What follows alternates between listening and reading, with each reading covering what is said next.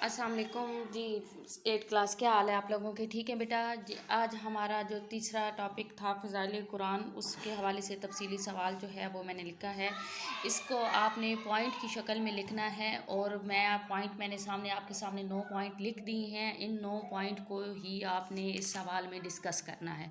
सबसे पहला जो है बेटा इसका पॉइंट है वो है सबसे ज़्यादा पढ़ी जाने वाली किताब। कुरान मजीद दुनिया की वाहिद किताब है जो सबसे ज़्यादा पढ़ी जाती है। कोई ऐसा लम्हा नहीं होता जब दुनिया के किसी कोने में इसकी तिलावत ना की जा रही हो, क्योंकि हम इस किताब को नमाज में ख़ास तौर पर नमाज में आयात की सूरत में पढ़ते हैं। तो दुनिया में सबसे ज़्यादा गूंजने वाली जो आवाज़ है वो अज़ान की है, और सबसे ज़्यादा जो तिलावत की जाने वाली या पढ़ी जाने वाली किताब है वो कुरान मजीद है।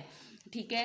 अगला है बेटा आसान किताब। कुरान मजीद एक ऐसी किताब है जिसे एक नाबालिग बच्चा भी बड़ी आसानी से ज़बानी याद यानी हिफ्स कर सकता है। कुरान मजीद जो है बेशुमार लोगों के सीनों में महफूज है। अल्लाह ताला ने कुरान मजीद का तर्ज बयान इंतहाई आसान रखा है, बल्कि इसकी तालीमात भी बहुत सादा और आसान है, जिन पर आसानी से हर शख्स अमल कर सकता है। यही वजह है कि अल्लाह ताला ने फरमाया कि बेशक हमने कुरान को आसान नाजिल किया, बस है कोई इससे जो नसीहत हासिल करे।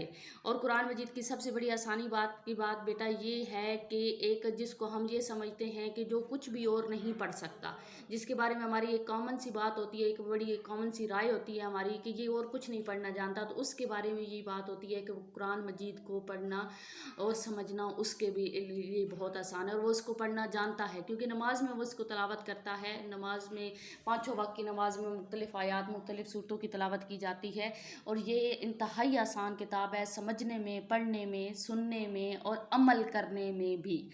अगली बेटा तीसरा है इसका जिंदा ज़बान। कुरान मजीद को नाजिल हुए तकरीबन 1500 साल का अरसा गुजर चुका है। इसकी ज़बान आज तक महफूज है। दुनिया के एक ख़ास खित्ते में ये ज़बान बोली जाती है। कम व बेश 20 ममालिक में अरबी ज़बान आज भी बोली और समझी पढ़ी लिखी जाती है। कुरान मजीद की सदाकत की अलामत है कि कुरान मजीद से पहले नाजिल होने वाली जितनी किताबें थीं, आसमानी जो कुतब थीं, वो अपनी ज़बान को महफूज ना रख सकी। दीगर आसमानी कुतब की ज़बान जो है वो आज के मुकम्मल ख़त्म हो चुकी है। जैसे तौरात की ज़बान इब्रानी ज़बान है। इब्रानी ज़बान दुनिया से मुकम्मल तौर पर नापैद हो चुकी है। इन कुतब के सिर्फ आप तर्जमे मिलते हैं, और कोई भी किताब अपनी ज़बान में नाजिल होने वाली ज़बान जो थी क्योंकि वो ज़बान ही मौजूद नहीं है, तो फिर उसकी असली शक्ल में महफूज होना बहुत ही नामुमकिन सी बात है। चौथा पॉइंट है बेटा तहरीफ से पाक। मैंने पहले भी आपको बताया था कि कुरान मजीद वाहिद आसमानी किताब है जो हर किस्म की तहरीफ से पाक है। इसकी तालीमात वही हैं जो नबी करीम सल्लल्लाहु अलैहि वसल्लम पर वही की शक्ल में नाजिल हुई। दीगर आसमानी कुतब के बारे में कुरान मजीद बताता है कि वो सब जो हैं वो तहरीफ शुदा हैं, क्योंकि उनके पैरकारों ने इसमें अपनी ज़रूरत और अपनी मंशा, अपनी ख्वाहिश के मुताबिक तब्दीलियाँ की हैं। और लेकिन ये किताब जो है कि ये बिल्कुल महफूज है, क्योंकि इसकी हिफाजत का ज़िम्मा ख़ुद अल्लाह ताला ने लिया है। और अल्लाह ताला ने ख़ुद कुरान में फरमाया कि बेशक हमने इस ज़िक्र को कुरान को नाजिल किया और हम इसकी हिफाजत करने वाले हैं। 5वां पॉइंट है बेटा किताब हिदायत। दुनिया की किसी किताब के बारे में ये दावा नहीं किया जा सकता कि वो लोगों को गुमराही से निकाल कर हदायत की तरफ लाती है। कुरान मजीद वो वाहिद किताब है जो लोगों के लिए हदायत का बायस है। कुरान मजीद पढ़कर इंसान की ज़िंदगी में एक इनकलाब आ जाता है। इंसान को गुमराही के रस्तों को छोड़ कर हदायत की राह इख्तियार करता है। कुरान मजीद में इरशाद बानी है कि रमज़ान का महीना वो है जिसमें कुरान मजीद को उतारा गया जो लोगों के लिए हदायत है, कि ये सरचश्मा हदायत है। अब ये अगले बंदे की सवाबदीद है कि वो इससे कैसे हदायत हासिल करता है। हज़रत उमर फ़ारूक ने जिसने चंद आयात सुनी जो इस्लाम के जानी दुश्मन थे, नबी करीम सल्लल्लाहु अलैहि वसल्लम के जानी दुश्मन थे, वो चंद आयात जो उनकी बहन जो है तलावत कर रही थी, उन आयात ने ऐसा असर किया था कि इनकी मुकम्मल ज़िंदगी जो थी वो यकसर बदल गई। वही उमर जो दानी दुश्मन था वो अपनी जान इस्लाम के लिए कुर्बान करने के लिए तैयार हो गया था। आलमगीर किताब।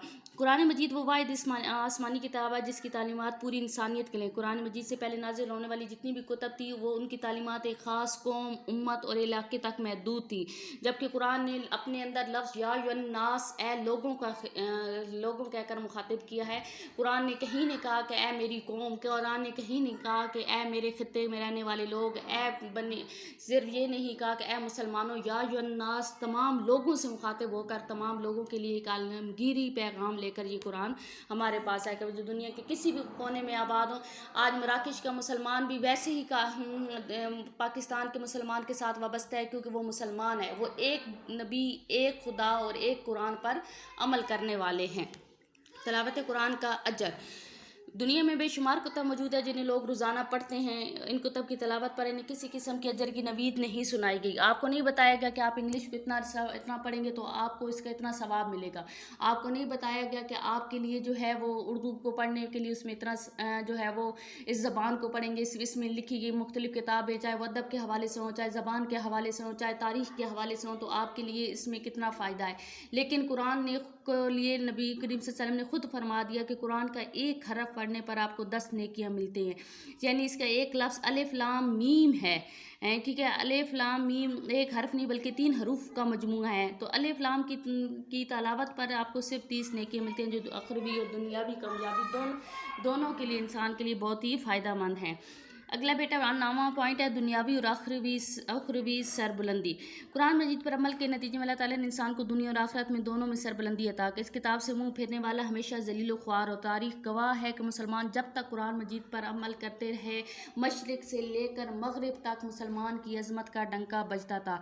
اور یہی بات نبی کے نے پہلے ارشاد فرما دی تھی کہ اللہ تعالیٰ بہت سی قوموں کو اس قرآن کی وجہ سے سربلندی عطا فرمائے گا, اور بہت سی قوموں کو جو اس پر عمل کرنا چھوڑ دیں گے, انہیں اس کسی غفلت برتیں گے, ان کو جو ہے وہ پستی اور ذلت اور رسوائی ان کا مقدر بنا دے گا. یہ بیٹا آپ لوگوں کا آج سبق مکمل ہو گیا ہے. قرآن مجید کے فضائل کے حوالے سے بھی تفصیلی سوال آپ کا مکمل ہو گیا ہے, اور یہ آپ لوگوں نے اپنی آنسر شیٹس پہ لکھنا بھی ہے.